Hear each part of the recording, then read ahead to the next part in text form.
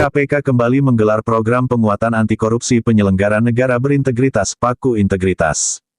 Kali ini, dilakukan terhadap penyelenggara negara di Kementerian Kesehatan Kemenkes beserta pasangannya masing-masing. Kali ini KPK mengundang Kementerian Kesehatan. Sebagaimana teman-teman ketahui Kemenkes anggarannya termasuk besar terlebih untuk mengatasi pandemi. Saya kira untuk pemulihan pandemi ini lebih dari 100 triliun rupiah anggarannya dialokasikan pemerintah, kata Wakil Ketua KPK Alexander Marwata dalam konferensi pers, Selasa tanggal 26 Oktober tahun 2021. Alex mengatakan, kegiatan ini merupakan penguatan nilai anti korupsi untuk mengingatkan kembali amanat dan sumpah jabatan yang telah penyelenggara negara emban. Salah satu bunyi sumpah itu saya yakin mengandung nilai integritas kejujuran untuk menduduki jabatan, kata Alex. Tak hanya penyelenggara negara saja, pasangannya pun ikut dihadirkan dalam penguatan nilai anti korupsi dan integritas ini. Sebab, pasangan dinilai memiliki peran penting dalam menjaga suami atau istrinya untuk tidak korupsi. Terima kasih sudah hadir. Jadi hari ini dalam upaya pencegahan korupsi melalui pendidikan, KPK kembali menyelenggarakan kegiatan yaitu penguatan anti korupsi untuk para penyelenggara negara yang berintegritas atau kita kenal dengan Paku Integritas. Hari ini adalah seri yang ke-7 dari rencana 9 seri yang akan KPK lakukan. Jadi sudah diikuti oleh total 8 kementerian lembaga dan kali ini Paku Integritas diberikan kepada jajaran dari Kementerian Kesehatan. Sudah hadir bersama kita Wakil Menteri Kesehatan beserta dengan Ibu. Kemudian dari KPK, rombongan diterima oleh Pak Alex dan jajaran dari Kedeputian Pendidikan dan Peran Serta Masyarakat. Kemudian dari Kementerian Kesehatan juga seluruh jajaran eselon 1 mulai dari Irjen, Sek, dan beberapa Dirjen. Tapi Pak Menteri dan dan Sekjen harus mengikutinya secara daring dari tempat lain. Jadi ingin kami sampaikan sekali lagi diskusi hari ini ataupun kegiatan pembekalan hari ini berlangsung sangat menarik. Ada banyak sesi tanya jawab dan juga diskusi yang menarik karena bagi KPK sekali lagi Kementerian Kesehatan adalah salah satu kementerian yang strategis dan sangat penting. Ada begitu banyak kajian yang sudah KPK lakukan pada Kementerian Kesehatan sebagai bagian dari upaya pencegahan maupun upaya KPK untuk mengawal kebijakan pemerintah di bidang kesehatan. Jadi kita akan dengarkan hari ini apa saja yang disampaikan di dalam forum tersebut. Nanti kami mohon kesediaan Pak Wamen untuk bisa menyampaikan dan juga kami juga minta kesediaan nanti Bu Mutiara untuk bisa sharing. Jadi apa yang saja tadi diterima begitu ya pada sesi pasangan karena kegiatan ini sekali lagi tidak hanya melibatkan penyelenggara negara, tetapi juga pasangan dari para penyelenggara negara. Untuk kesempatan pertama, kami mohon nanti kesediaan Pak Alex dulu untuk kembali menyampaikan tentang program ini, dilanjutkan dengan Pak Wamen dan Ibu, dan boleh nanti yang terakhir Bu Murti, Ibu Inspektorat Jenderal dari Kementerian Kesehatan. Kami persilakan Bapak. Ya, terima kasih. Assalamualaikum warahmatullahi wabarakatuh. Selamat siang buat teman-teman wartawan. Ya.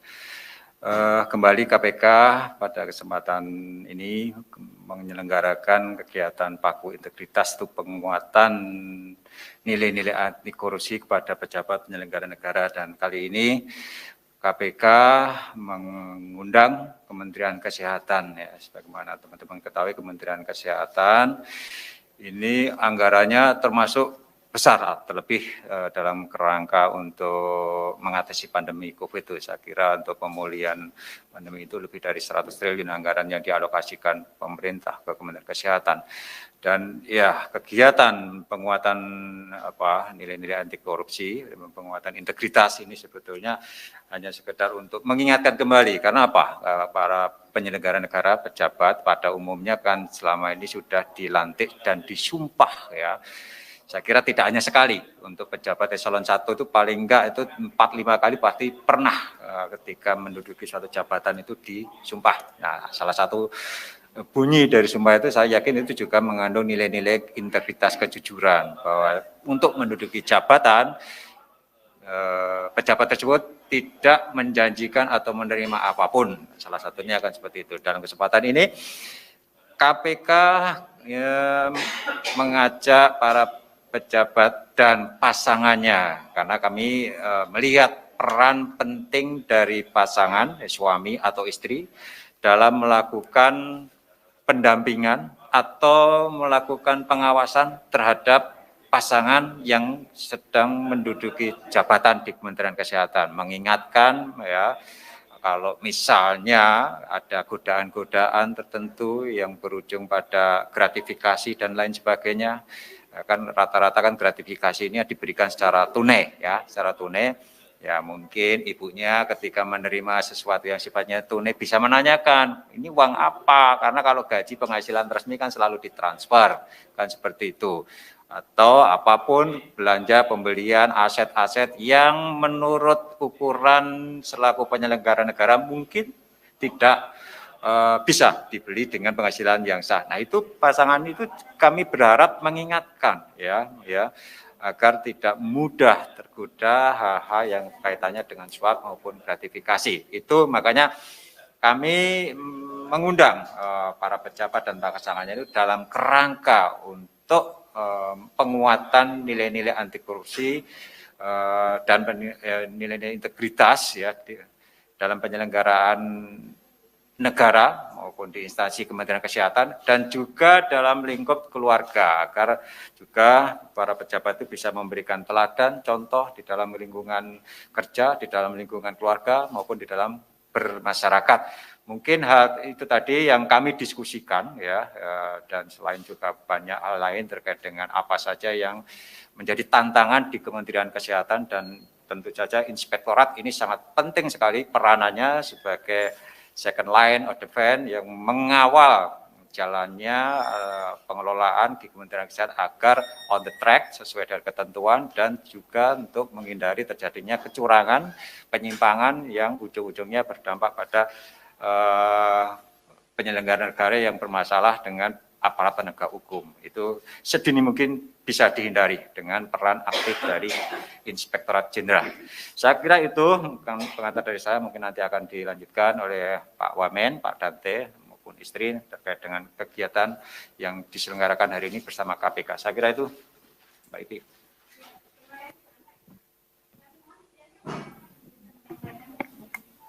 Terima kasih. Assalamualaikum warahmatullahi wabarakatuh.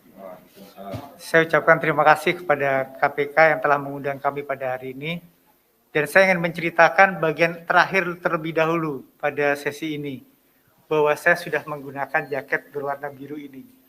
Ini adalah jaket yang diberikan oleh KPK sebagai jaket untuk fakta integritas kepada kami.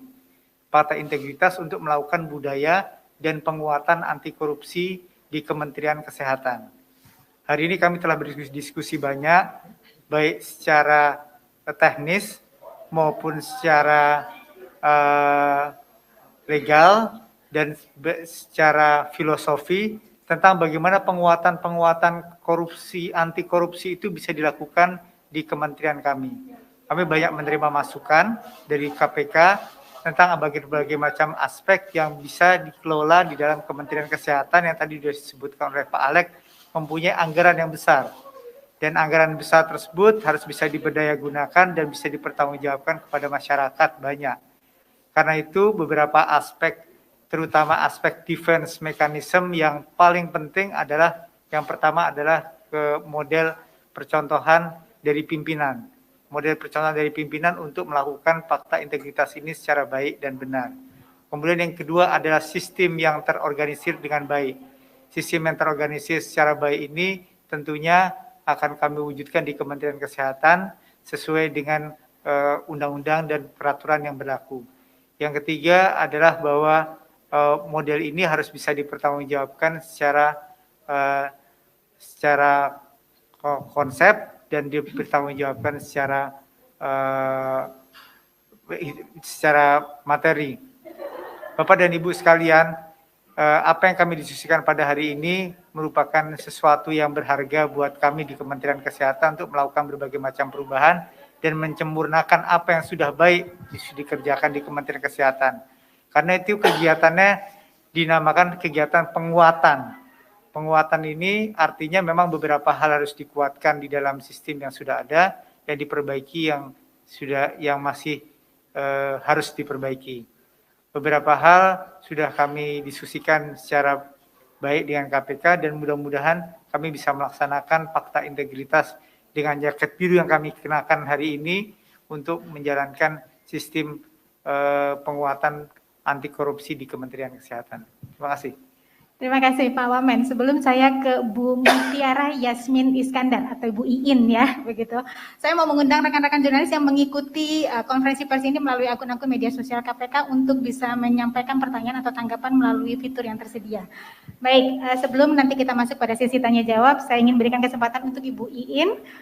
Apa saja tadi mungkin sesi diskusi yang disampaikan atau dibahas di dalam forum khusus untuk para pasangan, para penyelenggara negara tadi. Mungkin bisa sharing sedikit Bu Yen, silakan. Baik, terima kasih. Assalamualaikum warahmatullahi wabarakatuh.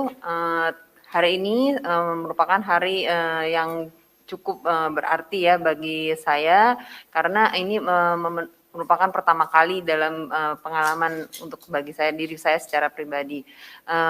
Saya sangat berterima kasih kepada KPK yang sudah mengadakan acara Paku Integritas ini, karena juga selain turut mengundang suami saya sebagai penjalan amanahnya, tapi juga turut mengundang para pendamping istri dan suami dari para pejabatnya. Sehingga ini sangat penting sekali, terutama tadi di bagian sharing session itu untuk pasangan, itu kami dibekali sekali, diingatkan kembali untuk sebagai pengingat dari pasangan-pasangan kami yang akan menjalankan amanah bagi negara ini. Jadi kami dianggapnya sebagai, karena semuanya itu korupsi ataupun tidak korupsi itu berakar atau dimulai dari penanaman nilai-nilai 9 nilai anti korupsi ya, di dalam keluarga. Jadi disitulah ditekankan pentingnya peranan dari pasangan untuk menanamkan nilai-nilai anti korupsi di dalam keluarga, terutama kepada anak-anak. Itu saja. Jadi saya pribadi dan kami semua dari seluruh Kementerian Kesehatan, jajaran Kementerian Kesehatan itu mengucapkan sangat terima kasih atas pembekalan hari ini, dan semoga bisa kami amalkan depan dengan baik. Terima kasih. Terima kasih Ibu Iin. Jadi sebelum saya ke rekan-rekan, mohon bersabar sebentar, saya berikan kesempatan untuk Bu Murti, Inspektorat Jenderal. Ada yang ingin ditambahkan Ibu? Tadi Pak Alex sempat menyampaikan pentingnya peran inspektorat di dalam kementerian ataupun lembaga dalam melakukan fungsi pengawasan, bagian dari upaya penguatan integritas. Silakan Bu Murti. Baik, terima kasih. Yang ingin saya sampaikan, pertama ini adalah sebuah pemodelan yang sangat bagus ya yang dikembangkan oleh KPK, di mana melibatkan pasangan ya. Karena sebetulnya komunitas terkecil dari sebuah kehidupan itu ya keluarga gitu ya. Jadi membangun keluarga yang bersih, berintegritas ya, itu menurut saya sangat baik. Berbagai upaya Pak Alex sudah kami lakukan sebetulnya di dalam upaya pencegahan korupsi, namun kami masih menyadari belum optimal, masih ada kekurangan. Namun pemodelan yang seperti ini menurut saya sangat baik, dan mungkin kita akan juga kembangkan di Kementerian Kesehatan. Bagaimana melibatkan pasangan, ya, adanya forum-forum diskusi dari pasangan-pasangan, dan bersama Inspektorat Jenderal selalu memberikan masukan yang terbaik untuk keluarga atau pasangan di rumah masing-masing, di lingkungan ASN Kementerian Kesehatan. Jadi saya terima kasih acara seperti ini memberikan inspirasi sebetulnya untuk kami, bahwa komunitas terkecil ini yang kita awali, kita mulai dari komunitas terkecil ini untuk selalu menguatkan integritas dari ASN. Terima kasih Pak. Terima kasih Bu Murti. Baik, saya buka sesi untuk tanya jawab, dan kesempatan pertama saya berikan untuk teman-teman yang hadir di ruangan ini. Sambil kita menunggu pertanyaan ataupun tanggapan jika dari teman-teman yang mengikuti dari media sosial. Kami persilakan nama dan media. Oke, silakan. Ya, terima kasih Pak Alex, Pak Wamen. Saya Mario dari Metro TV. Pertama yang saya mau tanyakan ya, selain bahwa ada program pencegahan yang sekarang lagi digenjot KPK itu soal paku integritas tadi, kira-kira apa sih sebenarnya recommended yang up to date dari KPK terkait untuk Kemenkes sendiri? Pertama, saya melihat bahwa dalam kurun waktu 2 tahun ini, seperti bahasa Pak Alex itu, di masa pandemi COVID, ini sebenarnya gelontoran dana itu maksimal itu ke Kementerian Kesehatan terkait penanggulangan COVID. Artinya tidak ada ruang kendor bahwa ada kompromis bahwa itu urgensi dalam keadaan negara darurat, kemudian membiarkan atau berkompromi terhadap hal-hal kecil, khususnya korupsi. Nah, saya sempat menanyakan ini kepada pimpinan, bahkan dalam pengadaan vaksin saja, setiap tetes jarum dari vaksin dari jarum-jarum itu bisa dikorupsi, dikumpulin aja. Itu dikumpulin. Itu di Amerika ada beberapa kasus mengumpulkan vaksin-vaksin dengan mengkorap seperti itu. Terus kemudian bagaimana sinergi KPK yang menempatkan satgas COVID-19 yang sebelumnya diprogramkan KPK, bagaimana? Terus kemudian ada kajian KPK yang menyatakan ada sejumlah rumah sakit melakukan fraud dengan bagaimana meng-COVID-kan, terus ada bagaimana dengan ini. Ada hal yang tidak tegas dan secara teknis diatur, atau memang ada karena kompromis karena bahwa situasi negara ini dalam keadaan darurat karena bencana COVID tersebut, atau seperti apa? Dan kemudian bagaimana hasil pelaporan atau audit sendiri dari ya KPK juga suka melakukan audit di luar BPK dan yang lain-lain. Pertanyaan saya, apa rekomendasi up to date KPK menghadapi situasi seperti tadi, bahwa ada indikasi fraud di beberapa rumah sakit yang meng-COVID-kan orang, ini dana luar biasa. Pengadaan COVID itu ada sinergi, tetap komandonya ada di Kemenkes, mau dia BUMN nanti yang menyelenggarakan mandiri atau segala macam. Bagaimana sinergi dari KPK untuk mengawal Kemenkes dalam penanggulangan mengantisipasi tadi, bukan hanya saya bukannya meragukan Ya, program poinnya itu. sudah didapat. Siap. Terima kasih. Ada Nah, lagi? satu lagi. Oke. Satu Cepat lagi. saja, cepat saja. Ya, oke. Satu lagi khusus untuk Kementerian Kesehatan, khususnya berkaitan dengan asuransi kesehatan yang mungkin juga saya tahu Pak Wamen ini bekas orang Pertamina dan ada beberapa kasus terkait asuransi fiktif yang terjadi di Pertamina, yang sebelumnya sempat di Jasindo, kemudian Kementerian SDM. Bagaimana pengawalan atau pengawasan yang dilakukan Kementerian Kesehatan terhadap asuransi yang diduga masih ada yang bermain dalam konteks tanda petik fiktif. Ini sama sekali tidak pernah disentuh dan tidak ada kajian yang jelas terkait itu. Terima kasih, dua itu aja. Oke, makasih. Saya buka satu lagi penanya untuk sesi ini dulu. Satu lagi, nama dan media. Selamat siang, Pak Alex, Pak Dante beserta istri dan Ibu Inspektorat. Saya Rian dari CNN Indonesia. Saya ada 2 pertanyaan. Pertama untuk pihak Kementerian Kesehatan dulu, menanggapi isu yang belakangan tersiar soal kelebihan insentif bayar terhadap insentif nakes. Kemarin kan BPK per September mengatakan masih ada 36 miliar kelebihan bayar yang belum diproses oleh Kemenkes. Saya ingin bertanya tindak lanjut sampai sekarang ini sejauh mana. Dan untuk Pak Alex, ini kan pertemuan paku integritas terkait pencegahan korupsi. Tadi banyak sekali program-program yang potensi-potensi jika pejabatnya itu nakal begitulah, rentan terhadap perbuatan itu. Saya ingin bertanya aja sekaligus konfirmasi, sejauh ini apakah KPK sudah mengusut ada dugaan tindak pidana korupsi di Kemenkes atau bagaimana Pak? Terima kasih.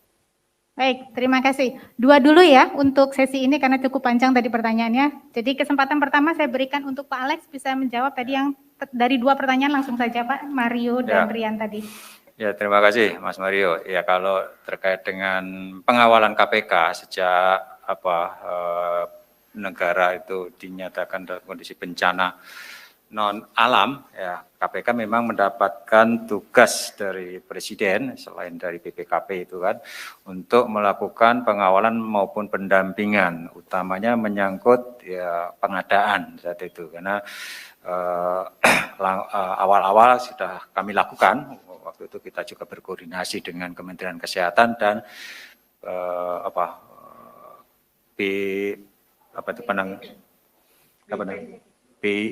Badan Penanggulangan Bencana Nasional itu ya terkait pengadaan APD waktu itu dan juga masker. Nah, itu sudah kita lakukan ya dan KPK juga sudah mengeluarkan berbagai surat edaran maupun juknis menyangkut larangan-larangan yang harus dihindari oleh para penyelenggara negara, utamanya menyangkut pemulihan pandemi ini. Nah, terkait dengan di Kementerian Kesehatan, kami juga memberikan rekomendasi untuk pengadaan barang dan jasa itu dengan e-katalog ya. Kami mendorong agar pengadaan obat maupun peralatan kesehatan yang sering dilakukan oleh rumah sakit atau bahkan oleh di Kementerian Kesehatan sendiri itu dimasukkan dalam e-katalog ya, dalam bentuk e-katalog sektoral. Nah, itu sudah kami lakukan, tetapi waktu itu menteri yang lama itu dia menolak dan menyerahkan semua ke LKPP, dan kami sampai sekarang juga masih terus mendorong agar itu dikelola sendiri oleh Kementerian Kesehatan. Karena apa?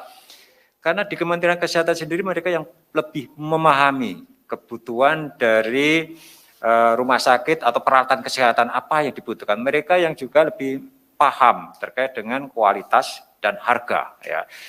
Kalau diserahkan ke LKPP, akhirnya mekanismenya kembali saja ke LKPP, juga nanti akan membentuk tim, yang timnya nanti terdiri dari para dokter juga dari Kementerian Kesehatan. Jadi ngapain nggak kita serahkan semua ke Kementerian Kesehatan katalog sektoral tadi. Jadi ini yang kami dorong, tidak hanya di Kementerian Kesehatan sebetulnya, di kementerian lain juga kami dorong agar ada e-katalog sektoral. Di Kementerian PUPR misalnya, bentuk dong e-katalog sektoral. Tujuannya apa? Kami mendorong pengadaan itu lewat e-katalog, selain untuk mempercepat proses pengadaan barang dan jasa, itu juga ada transparansi, masyarakat bisa melihat, mengontrol. Kalau menawarkan barangnya di dalam e-katalog itu bisa diawasi. Oh, ini harganya kemahalan, lebih mahal dibanding harga pasar. Nah, itu ada kontrol dari masyarakat ya, supaya apa? Ya, kita berharap barang yang ditawarkan dipasang di dalam e-katalog itu lebih murah dibanding harga pasar pada umumnya, seperti itu. Itu Mas Mario menyangkut dengan pengawalan proses pengadaan barang dan jasa di Kementerian Kesehatan. Karena apa? Pengalaman saya 20 tahun jadi auditor, dan kemarin juga beberapa kasus yang pernah saya tangani ketika menjadi hakim tipikor, itu kalau menyangkut di Kementerian Kesehatan dan rumah sakit, rata-rata korupsinya itu menyangkut PPG, pengadaan barang dan jasa.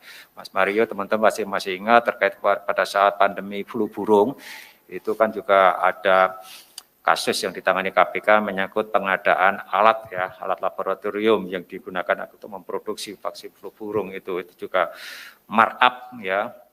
Nah, kita berharap hal-hal seperti itu dengan pengendalian internal yang kuat dan juga sistem yang kita perbaiki, model pengadaan barang dan jasa, dan tadi disampaikan juga oleh Wamen itu bahwa di Kementerian Kesehatan sekarang akan dibentuk atau sudah dibentuk unit khusus pengadaan barang dan jasa. Jadi kalau sebelumnya itu masing-masing eselon 1 dirjen itu bisa mengadakan pengadaan PPJ sendiri ya, barang sendiri, tetapi ke depan itu semua desentralistik ya kan, di bawah Sekjen itu ada unit eselon 2 yang menangani seluruh proses pengadaan barang dan jasa di Kementerian Kesehatan. Jadi lebih mudah pengawasannya, tentu saja juga lebih mudah pengendalian ya, secara keseluruhan terkait dengan PPJ di Kementerian Kesehatan. Hal seperti itu yang kami dorong. Nah,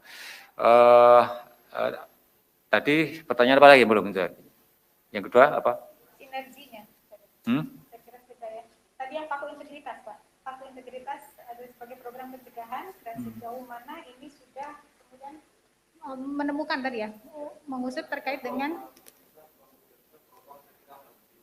kasus-kasus korupsi yang lain. Nah, mengidentifikasi, itu mungkin nanti porsinya Pak Wamen sebentar. Jadi bagaimana program pencegahan korupsi dengan paku integritas ini mampu mengidentifikasi, begitu ya, terkait dengan? Ya, jadi dalam rangka pemberantasan korupsi, KPK itu kan dalam negeri tidak bisa bekerja sendiri. Kami harus menggandeng banyak lembaga, instansi pemerintah, termasuk inspektorat. Jadi laporan-laporan masyarakat, yang misalnya tadi kan keluhan adanya covidisasi pasien-pasien ya, di rumah sakit.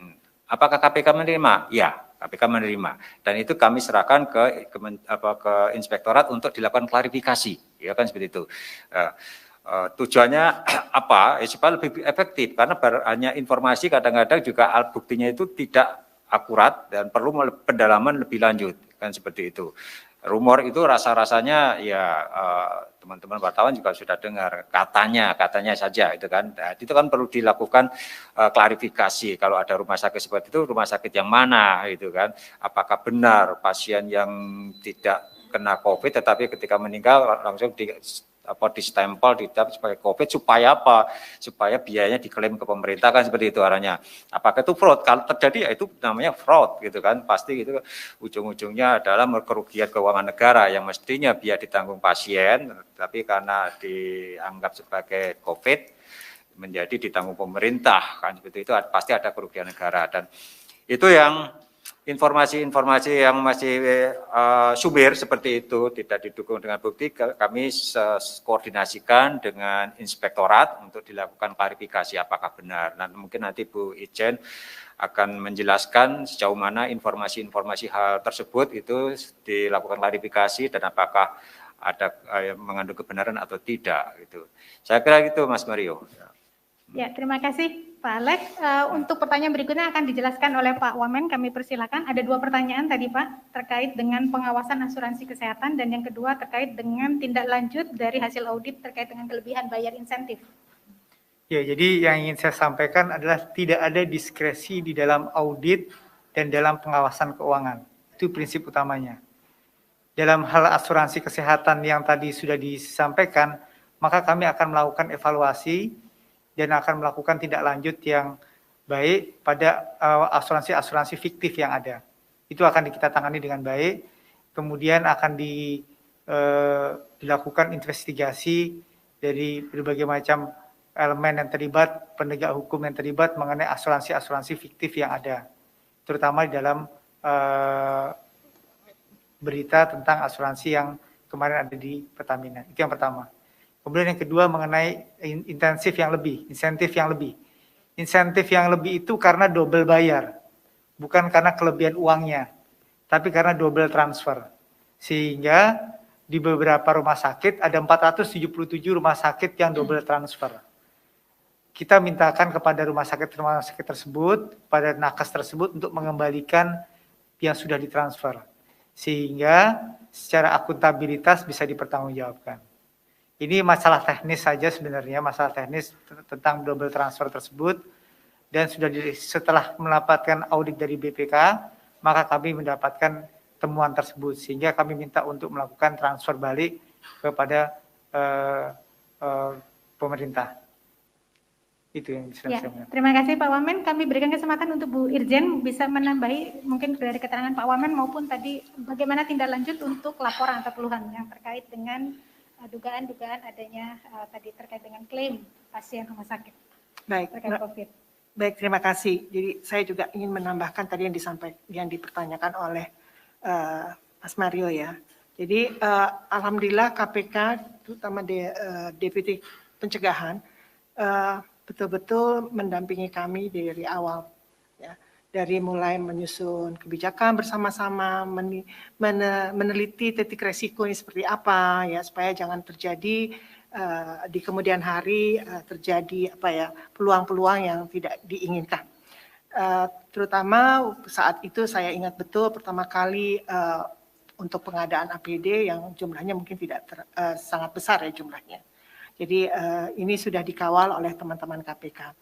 Demikian pula dengan sampai sekarang ya. Jadi kami juga sudah berkolaborasi dengan saluran yang ada di KPK Pak Alex, yaitu Jaga COVID Pak. Nah ini sebuah saluran yang sangat bagus sekali. Jadi sekitar 2 minggu lalu teman-teman dari Deputi Pencegahan mengirimkan kami listing dari pengaduan-pengaduan yang saat ini sedang kita lakukan verifikasi di lapangan. Memang ada salah satunya meng-COVID-kan yang tadinya tidak COVID atau klaim dan sebagainya. Jadi ini yang sedang kita lakukan di internal Ijen untuk memberikan mencari klarifikasi, verifikasi di lapangan seperti apa. Jadi cukup banyak. Dan hal lain, alhamdulillah Kementerian Kesehatan menjadi sebuah pemodelan di dalam integrasi whistleblower Sebenarnya sejak tahun lalu, tapi tahun ini semua kementerian disambungkan Pak, terintegrasi. Ini juga memudahkan kami sebetulnya di dalam kolaborasi bersama teman-teman KPK Pak, dalam sebuah upaya pencegahan. Jadi banyak sebetulnya yang dilakukan sinergi oleh teman-teman KPK di sini terhadap kementerian, terutama kami yang sekarang saat ini sedang memegang anggaran yang sangat-sangat besar, gitu ya. Dan ini sebuah upaya yang menurut saya sangat bagus. Mungkin demikian. Baik, terima kasih Bu Murti. Tadi saya lihat masih ada beberapa yang tunjuk tangan. Apakah masih ada pertanyaan? Saya buka satu sesi lagi ya untuk 2. Oke, silakan Yan. Oke, yang ini dulu nggak apa-apa. Silakan. Nama dan media. Saya Chandra dari Medcom.id. Mau nanya soal rencana Pak Presiden menurunkan harga PCR jadi 300.000. Apakah Kemenkes sudah menyusun aturannya, terus apakah nanti untuk penurunan harga ini bakal meminta rekomendasi dari KPK untuk penurunan harga yang pas gitu? Terima kasih. Baik, penanya berikutnya. Silakan. Saya Naya dari CNN Indonesia. Saya ingin bertanya kepada Pak Wamen terkait antisipasi gelombang ketiga. Terakhir kan ada rencana untuk membeli obat molnupiravir dari Amerika. Apakah itu sudah disiapkan? Kalau sudah, kapan dan seperti apa tanggapannya terkait antisipasi gelombang ketiga? Mengingat Desember ini masuk ke momentum tahun baru dan juga Natal. Terima kasih. Satu lagi tadi saya lihat. Oke, silakan. Ya Mbak, saya Tio dari Jawa Pos. Ini tadi pencegahan ya Mbak ya, berat banget ini pertanyaan teman-teman tadi.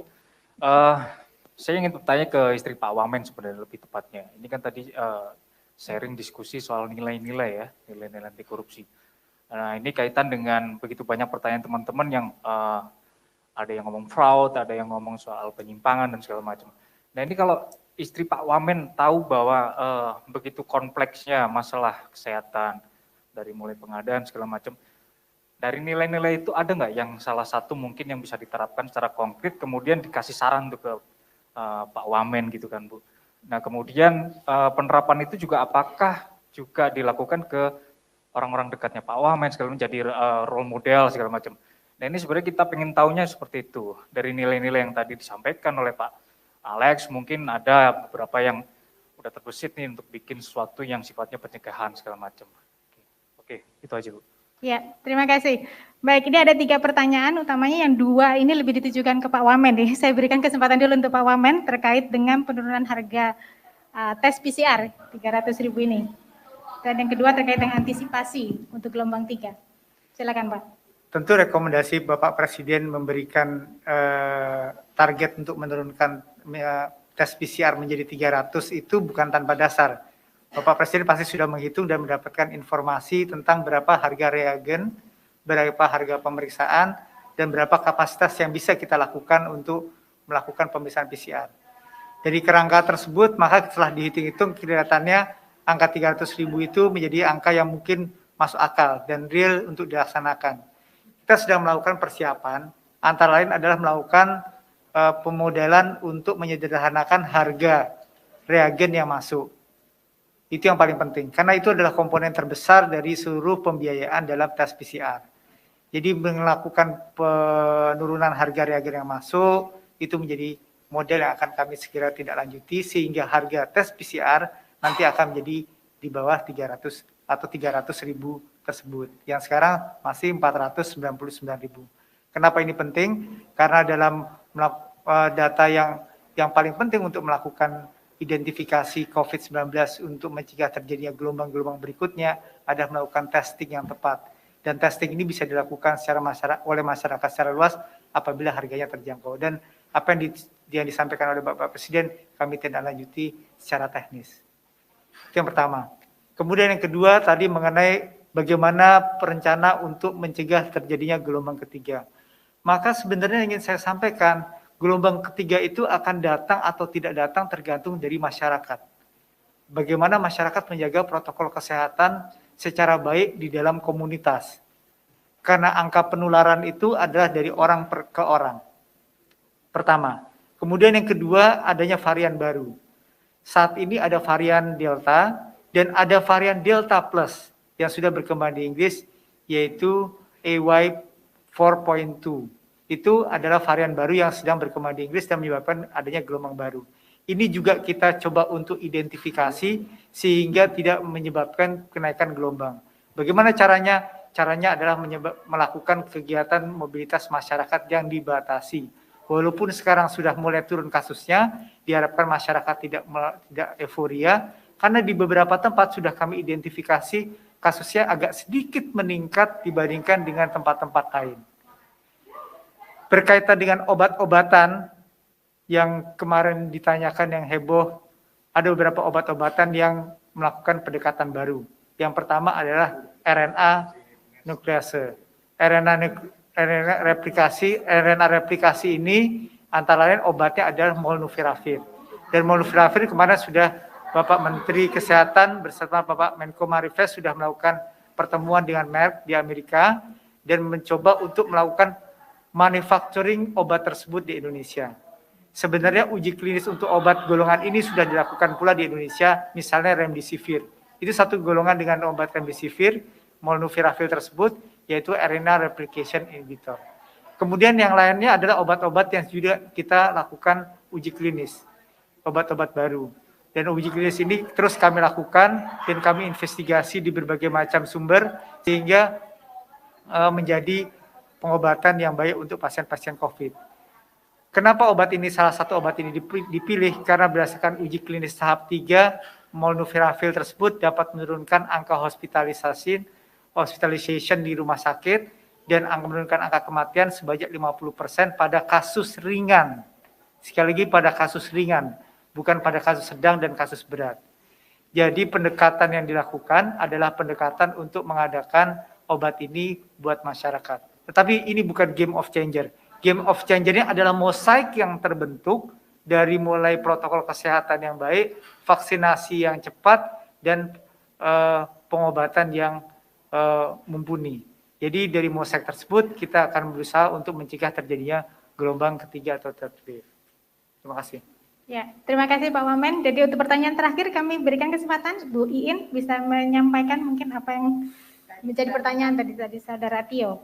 Yang ditanyakan ini ya. Jadi kurang lebih apa bentuk dukungan Ibu sebagai pasangan dari penyelenggara negara tadi berdasarkan dari kegiatan diskusi kita tadi dengan para pendamping begitu ya.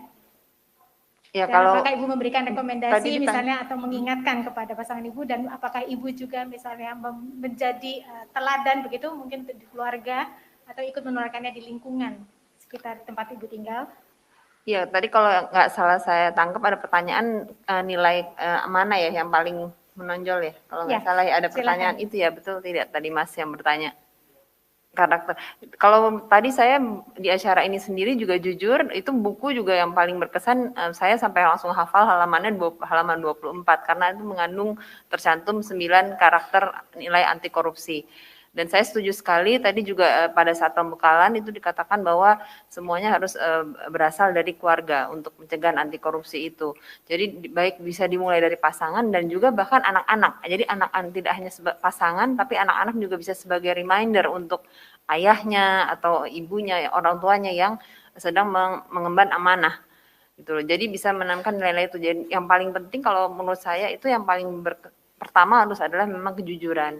Dari kejujuran itulah dan lain yang walaupun karakter-karakter yang lain yang dalam 9 itu juga memang semua penting tapi yang paling penting adalah masalah kejujuran. Kalau masalah untuk mengingatkan tentu sepanjang menjalankan amanah itu ya terus kita berusaha untuk saling mengingatkan karena godaan akan bisa datang kapan saja dan dari mana saja. Kita tidak akan pernah tahu. Nah, dan yang lebih penting lagi saya selalu mengingatkan kalau kepada suami saya itu tidak hanya KPK yang mengawasi, tapi ada yang lebih tinggi dari KPK yang di atas sana yang selalu mengawasi kita setiap saat, apapun amanah yang kita jalankan di dunia ini. Masya Allah. Terima kasih Bu Iin. Baik rekan-rekan saya kira cukup lengkap yang disampaikan oleh pimpinan dan juga Pak Wamen beserta dengan Ibu dan Pak Murti. Oke, untuk kali ini karena kita konteksnya adalah paku integritas, sementara kita selesaikan dulu untuk konversi ini. Terima kasih untuk kehadiran rekan-rekan. Sekali lagi terima kasih untuk Pak Alex, terima kasih Pak Wamen, Bu Iin, dan Bu Murti. Terima kasih sekali lagi. Saya tutup rekan-rekan. Wassalamualaikum warahmatullahi wabarakatuh.